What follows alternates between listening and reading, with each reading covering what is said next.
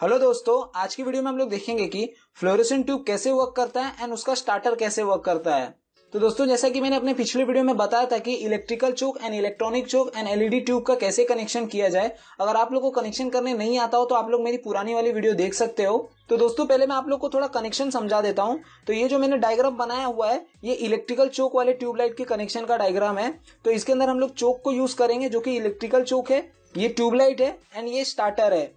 तो इलेक्ट्रिकल चोक वाले का कनेक्शन कुछ इस प्रकार होता है। तो दोस्तों, जो ट्यूबलाइट होती है उसके अंदर mercury and argon gas use किया जाता है। आर्गोन गैस को कभी कभी ना यूज करके नियोन गैस भी यूज किया जाता है, लेकिन मोस्टली आर्गोन गैस यूज किया जाता है और साथ में मर्क्यूरी रहता है। तो दोस्तों, जो मर्क्यूरी रहता है उसको लो प्रेशर करके डाला जाता है ट्यूबलाइट के अंदर। एंड जो ट्यूबलाइट होती है उसके आजू बाजू में हम लोग फोस्फोरस की कोटिंग करते हैं। जो हमें व्हाइट व्हाइट दिखता है वो फोस्फोरस की कोटिंग रहती है। इसी फोस्फोरस की कोटिंग की वजह से हमें ट्यूबलाइट व्हाइट कलर में दिखती है एंड व्हाइट कलर में लाइट अपने को मिलती है। ट्यूबलाइट के एंड कैप पे इलेक्ट्रोड होते हैं, जो कि दोनों साइड में होते हैं।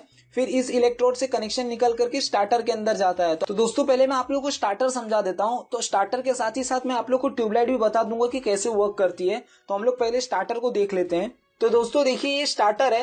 ये अंदर से कुछ इस प्रकार का होता है। मींस अंदर एक कैपेसिटर होता है और एक छोटा सा बल्ब होता है, जिसको हम लोग नियॉन स्मॉल बल्ब भी बोलते हैं। तो स्टार्टर को समझाने के लिए आप लोग को मैं डायग्राम के थ्रू समझाता हूँ।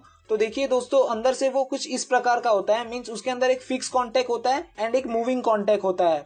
तो जो मूविंग कॉन्टैक्ट होता है वो बायोमेटेलिक स्ट्रिप से बनता है एंड कैपेसिटर उसके पैरेलल में लगा होता है। मींस ये जो लैंप है एंड एक कैपेसिटर है, दोनों एक दूसरे से पैरेलल कनेक्टेड रहते हैं। जैसा कि आप लोग यहाँ पे देख सकते हैं कि ये एक दूसरे से पैरेलल में कनेक्टेड है। दोनों का टर्मिनल सेम पॉइंट पे मिला हुआ है, ये पैरेलल में कनेक्टेड है। तो दोस्तों, कैपेसिटर एंड ट्यूबलाइट का वर्किंग समझाने के लिए आप लोग को मैं एक वेवफॉर्म के थ्रू समझाता हूँ, तो आप लोग को इजीली अंडरस्टैंड होगा।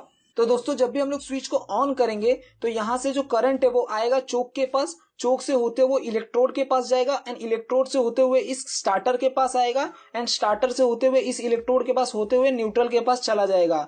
तो स्टार्टिंग कंडीशन में क्या होता है कि हमारी ट्यूबलाइट स्टार्ट नहीं होती। सबसे पहले हमारा स्टार्टर स्टार्ट होता है। तो जो स्टार्टर होता है उसके अंदर देखिए जो बल्ब होता है, ये छोटा सा एक बल्ब होता है। तो सबसे पहले ये स्टार्ट होता है। तो जब भी ये ग्लो होना स्टार्ट हो जाता है तो उसकी वजह से क्या होता है कि इसके अंदर हीट जनरेट होती है। तो हीट जनरेट होने की वजह से क्या होता है कि इसके अंदर जो बायोमेटेलिक स्ट्रिप है, मींस जो हमारा फिक्स कॉन्टैक्ट था एंड मूविंग कॉन्टैक्ट था, वो जो फिक्स कॉन्टैक्ट है वो वहीं का वहीं रहता है। लेकिन जो बायोमेटेलिक स्ट्रिप है, जो मूविंग कॉन्टैक्ट है, वो गर्म होने की वजह से क्या होती है कि मुड़ना चालू कर देती है। तो मुड़ने की वजह से क्या होता है कि वो एक दूसरे के कॉन्टैक्ट में आ जाते हैं। तो जब भी वो एक दूसरे के कॉन्टैक्ट में आते हैं तो वो शॉर्ट सर्किट जैसा कंडीशन क्रिएट करते हैं। तो शॉर्ट सर्किट होने की वजह से क्या होता है कि हमारा जो वोल्टेज होता है वो तुरंत ड्रॉप हो जाता है। मींस वोल्टेज का ड्रॉप हो जाता है, वो बहुत ही कम हो जाता है एंड हमारा जो करंट होता है वो बहुत ही ज्यादा बढ़ जाता है। इस चीज को समझाने के लिए आप लोग को मैं वेवफॉर्म के थ्रू समझाता हूँ। तो दोस्तों देखिए, यहाँ पे 3 वेवफॉर्म है।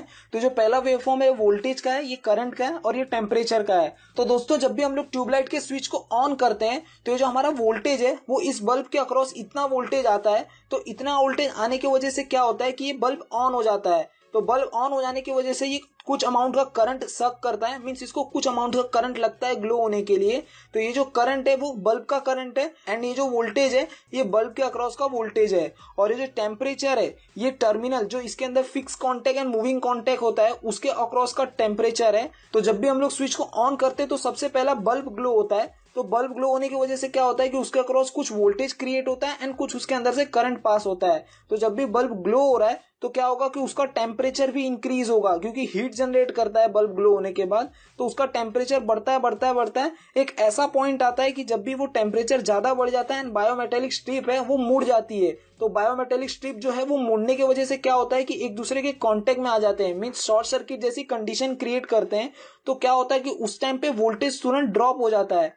मींस वोल्टेज 0 के आसपास आ जाता है, लेकिन जो हमारा करंट है वो इंक्रीज हो जाता है तुरंत। तो जब भी दोस्तों करंट इंक्रीज हो जाएगा तो क्या होगा कि हमारा जो लैंप है वो लैंप जैसा एक्ट नहीं करेगा, ये शॉर्ट सर्किट जैसा एक्ट करेगा। तो उसके वजह से क्या होगा कि जब भी शॉर्ट सर्किट हो गया तो वो लैंप जैसा एक्ट नहीं कर रहा है, इसकी वजह से वो हीट जनरेट नहीं करेगा। तो इसका टेम्परेचर डिक्रीज होना चालू हो जाता है। तो जैसा कि मैंने वेवफॉर्म में बताया कि देखिए टेम्परेचर डिक्रीज होना चालू हो गया।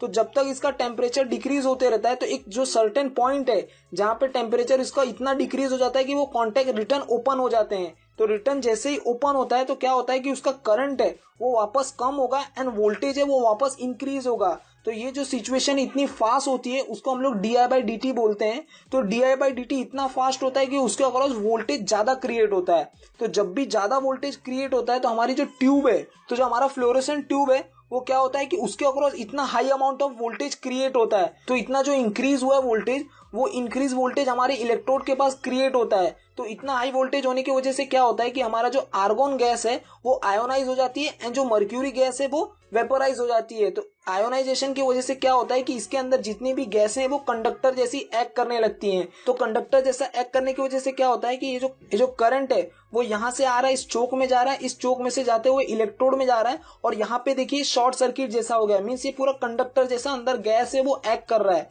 तो करंट यहाँ पे न जाते हुए यहाँ से जाता है, तो यहाँ से करंट जा करके इस सर्किट को कंप्लीट करता है। तो इसके वजह से क्या होता है कि हमारी जो आर्गोन एंड मर्क्यूरी गैस है यूवी रेस प्रोड्यूस करती है। तो इस यूवी रेस की वजह से क्या होता है कि बहुत सारी एनर्जी एमिट होती है, लेकिन ये एनर्जी जो है लाइट के फॉर्म में एमिट होती है, लेकिन ये अपने को विजिबल नहीं है, ये अपने को दिख नहीं सकता।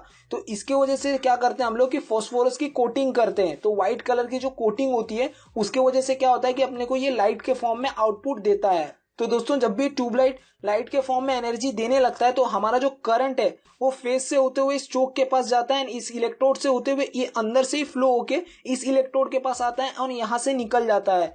तो जो उस टाइम पे जो हमारी सिचुएशन होती है उस टाइम पे स्टार्टर कोई काम में नहीं आता, वो सर्किट से डिस्कनेक्ट हो जाता है। मीन्स कनेक्टेड तो रहता है बट सर्किट से डिस्कनेक्टेड हो जाता है। तो इसके लिए दोस्तों जब भी ट्यूबलाइट ऑन हो जाती है तो हम लोग स्टार्टर को निकाल देते हैं, तो भी हमारी जो ट्यूबलाइट है वो चलती रहती है। तो दोस्तों हमारा जो स्टार्टर होता है उसके अंदर ये जो कैपेसिटर है ये यूज होता है नॉइज रिमूवल के लिए। जो हमारी थोड़ी मोड़ी जो इलेक्ट्रोमैग्नेटिक की वजह से नॉइज जनरेट होती है उस नॉइज को ये रिमूव करता है। इसकी वैल्यू बहुत ही कम होती है, इसकी वैल्यू अप्रोक्स 7.8 नैनोफैराड के आसपास होती है। ये बहुत ही कम अमाउंट का कैपेसिटर होता है। तो जब भी हमारी ट्यूबलाइट ऑन हो जाती है तो ये पिक्चर में नहीं आता। मीन्स अगर हम लोग स्टार्टर को निकाल दें तो भी चलेगा। दोस्तों आप लोगों ने कई बार देखा होगा कि जो हमारी इलेक्ट्रिकल चोक वाली ट्यूबलाइट होती है वो कभी कभी फटाक करके ऑन हो जाती है, मीन्स 1-2 सेकंड में ही ऑन हो जाती है एंड कभी कभी वो बहुत ही टाइम लेती है।